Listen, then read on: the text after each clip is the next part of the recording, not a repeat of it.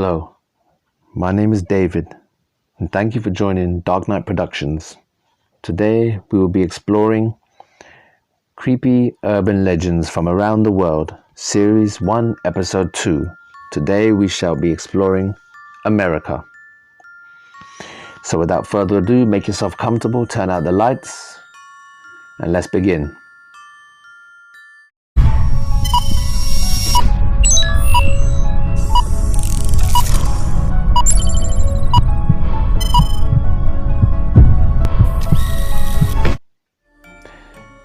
The first place on our map is Arizona, the Skinwalkers. Why it's creepy. It's easy to feel uneasy while driving through the desolate roads of the Arizonan desert, especially at night, and particularly so when you hear the short bursts of taps on the window while cruising at 60 miles an hour and turn to see the shape-shifting, mutilated, half-human creature responsible for the high-speed interruption. Relax, it's only trying to rip the flesh off your bones.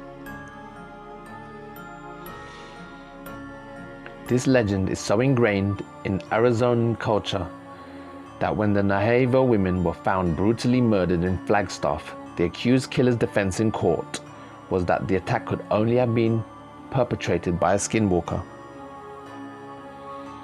There's even a defined and well-documented portion of the state known as Skinwalker Ranch, where you are most likely to see one of the creatures. Not that you'd actually want to. Where did it come from? The Skinwalkers, like so many ancient American urban legends, have roots in Native American folklore. While it's fairly hard to gather specific details, as speaking of potentially sinister legends is seriously taboo in Navajo culture, it is understood that what non-Navajos refer to as skinwalkers are witch doctors who have become an evil reflection of everything that the Navajo nation values. Basically, they are men who have transformed into malevolent, murderous creatures that have no qualms using their spiritual powers to kill. Navajo medicine men are trained to learn both good and evil aspects of their power, and the skinwalkers are those who have turned to the dark side. It's all very Star Wars and frankly very terrifying. Arkansas, the dog boy. The name sounds kind of goofy, or actually even kind of like goofy, but if you find yourself at 65 Mulberry Street in the middle of the Arkansas town of Quietman, you won't laugh if you see the hulking outline of a 300-pound half man, half beast, complete with glowing eyes. Glaring out of the window, walk as quickly as you can, as he has been known to chase people down his street, biting at their heels like a dog. Where it came from. This is actually the rare urban legend where the story behind the story ends up being even creepier than the folklore.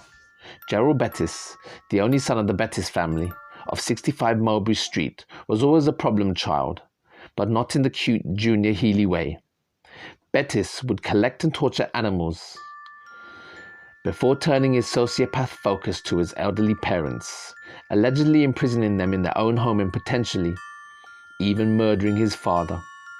Eventually, Bettis would be imprisoned for growing marijuana on his back porch and would die in the state penitentiary in 1988. Of a drug overdose. Florida, the skunk ape. Why it's creepy. The Everglades are filled with an array of terrifying creatures, man-eating alligators, man-eating snakes, man-eating roadkill. However, one human-like figure has been spotted enough times to warrant elevated levels of concern. The skunk ape, a relative of Bigfoot. A fully grown skunk ape stands anywhere from 5 to 7 feet tall and weighs approximately 450 pounds. They can be detected by the horrific odor that's been described as a sun-baked animal carcass or a rotting garbage. They mostly eat berries and small animals, but from time to time they've been known to ravage farms and tear wild boars to shreds. Recently, A skunk ape HQ has popped up in the Everglades, where you can book tours out in the swamp or reserve a spot on the hunting expedition to finally prove the hairy beast is real once and for all. Where it came from, no one can say for sure. But because its lineage can be traced back to Bigfoot, many believe it migrated south from the mountains and found refuge in the swamplands, an environmental safe from humans with ample sustenance and room to roam. Others believe it's just a lore, a tale pioneers created in order to scare off people from their lands and preserve the wilderness. Whatever you believe, should you find yourself camping in the Everglades and you smell something foul, take caution. It could be the skunk ape. Hawaii, the night marches. Why is it creepy? Picture yourself on a scenic Hawaiian beach at night. Imagine a full moon and a cool breeze running across the sand. Dreamy, yay? But if you hear the faint sounds of drums pounding in the distance or see a barrage of torches out on the horizon, it could be your worst nightmare. These spirits of ancient Hawaiian warriors dedicated to protecting the island from all outside threats will only spare your life if you reportedly lay down or pee on yourself in submission, or share a bloodline with one of the warriors. Where it came from, the first alleged encounter with the night marchers, known as the Huaki Po in Hawaiian, was recorded when Captain Cook arrived on Hawaiian shores in 1778. In Hawaiian tradition, the night marchers' role in life was to protect sacred members of the community. In modern times, the spirits have been reported throughout the island, mainly at the sites of sacrificial temples and other sacred grounds. Oh, and the decidedly corporate Dave's Pacific Center building in downtown Honolulu? Apparently, they still protect the island from outsiders. And if you buy into the legend, they always will. Iowa, Villisca Axe Murder House. Why it's creepy.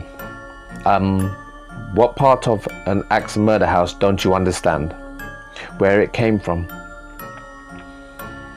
So, the murders themselves are very much not an urban legend. They happened, and they remained unsolved. Sometime between the evening of June the 9th, 1912, and the morning that followed, 6 members of the Moore family and 2 household guests were brutally murdered, each victim having suffered an axe wound to the head. One suspect was tried twice and never convicted. The house is somehow still standing and is subject of numerous rumors, legends and reports of paranormal activity. You can find out for yourself because you can actually stay there, just like the ghost hunter who mysteriously stabbed himself in the chest in 2014.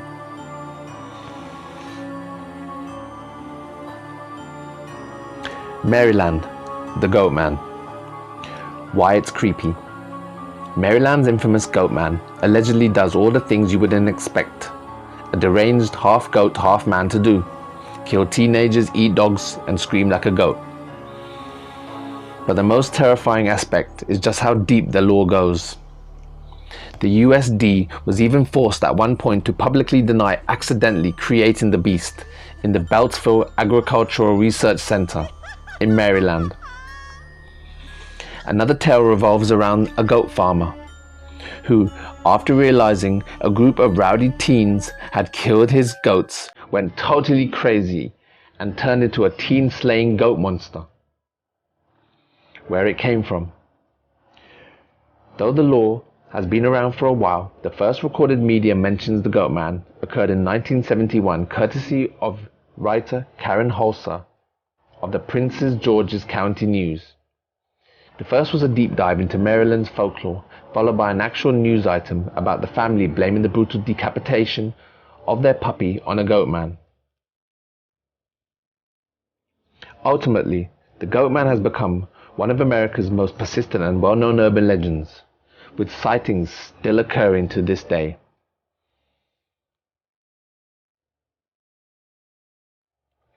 Nevada, Area 51. Area 51 lore has been satirized, remixed and riffed on so much in popular culture, sometimes it's hard to remember how creepy this whole deal was in the first place. But secret government cover-ups, dead aliens and playing God in the middle of the desolate Nevada desert is creepier than probing Randy Quaid. It's been said that everything from time travel, genetic experiments and alien autopsies are commonplace at Area 51. Frankly, no one outside of high government knows what goes on here, where it came from. First off, Area 51 is real, highly classified military base in the southern portion of Nevada. Its purpose is publicly unknown, but in the early 1950s, in the infant stage of the Cold War, President Eisenhower approved plans to build the U-2 stealth plane and created Area 51 to house and develop labs and test field. When reports of the admittedly spacecraft-looking plane floated through the public and media, theories spread around Roswell alien crash site, and it fanned the flames of speculation. From there, it's been the epicenter for all the US government suspicion. New Mexico, the Chupacabra. Why it's creepy. Simply put, it is a rabid beast that may or may not be the size of a bear, but definitely has spikes on his back and glowing eyes. It can fly if it wants, but it will definitely suck the blood out of your pets and family. And a ton of people think it's real, which is almost scarier. Where it came from. Anyone who grew up in the southern west knows about the legend of the Chupacabra. Down there it's as big as Bigfoot, even if people can't agree on what it looks like exactly. The first sightings happened in 1995 in Puerto Rico, and eyewitnesses' accounts of the goat sucker have been a steady trope across Central America, reaching a heat in Mexico and the Southwest over the past 2 decades. New Mexico in particular has been the source of some notable Chupa sightings. As recently as this summer, a treasure hunter claimed he found a genuine Chupacabra skull in Las Vegas. Tennessee, the Bell Witch. Why it's creepy. Essentially, a real-life horror movie, the hauntings of one Tennessee family by some sort of spirit believed to be a witch ultimately attracted the attention and subsequent visit by soon-to-be President Andrew Jackson. And while Jackson, who allegedly was spoken to by the witch, got the heck out of Dodge, a cave near the site believed to be the portal for the witch remains a major tourist attraction in Adams, Tennessee today. Where it came from? Probably hell. But more factually, the haunting of the Bell family began in 1817 after the father, John Bell, witnessed some sort of rabbit-headed dog in his field and tried to shoot it. From that night on, the family experienced tappings on the doors and windows, sheets slowly being pulled off beds, and eventually the voice of a woman named Kate, who was dead set on destroying the family. After years of torment, John Bell died in 1820, after which the family found a small vial of liquid near the deathbed. Kate the Bell Witch proudly proclaimed she gave John the poison that finished him off. Before we get to the last urban legend in this part, I will be continuing scary urban legends from America in the next part, so keep your eyes open for the next video. But before we get to the next urban legend, please can we take this opportunity for you to hit that like button and subscribe. It's a well-documented fact that doing good things for other people brings good karma into your life. So by pressing the like and subscribe button, you are bringing good karma into your life as well as mine, and you will be helping me to make more videos for you. Thank you. Virginia, the Bunnyman Bridge. Why it's creepy. The legend is fun to repeat at campfires, but the real sightings beyond the legend are some to give you nightmares. In 1970, there were numerous police reports of people who have been threatened by a man holding an axe and wearing a white suit with the bunny ears. A few individuals reported that the man in the suit actually threw the axe at them for trespassing. To this day, there have been many sightings of dead rabbits appearing in the woods surrounding Fairfax Bridge, known as the Bunnyman Bridge, as well as a white figure appearing late at night underneath the bridge. Legend says that in 1904, a group of convicts were piled onto a bus to be transported from an asylum in Clifton, Virginia, to a nearby prison. En route, one of the buses crashed. The convicts managed to escape, and the police were able to round up all but one of the convicts. As this search went on, they began to find skinned, half-eaten bunnies in the woods. And hanging from the overpass of Fairfax Bridge, known as the Bunnyman Bridge, a year later, on Halloween night, several teens went to hang out under the bridge. Come morning, they were all found dead. It is said that if you hang out under the bridge on Halloween night, you will meet the same fate as the rabbits and the teenager. Thank you for joining me, my friends, and I shall see you in the next part of American Urban Legends, Season 1, Episode 3. Thank you for joining me, and as always, peace.